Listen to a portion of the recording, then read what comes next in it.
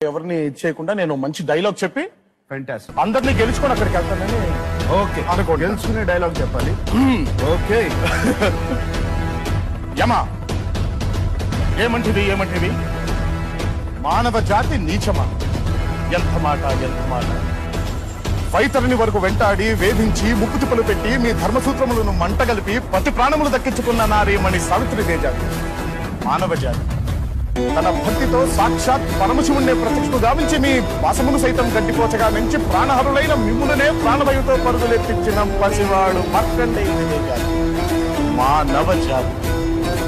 నీచమన్న మా జాతి మూలమున ఏనాడో అప్రతిష్ట మూట కట్టుకున్న మీరు నేడు జాతి అని మమ్మ అవహేళన చేయుట ఎంత వివేకం, ఎంత జ్ఞానం, ఎంత సంస్కారం.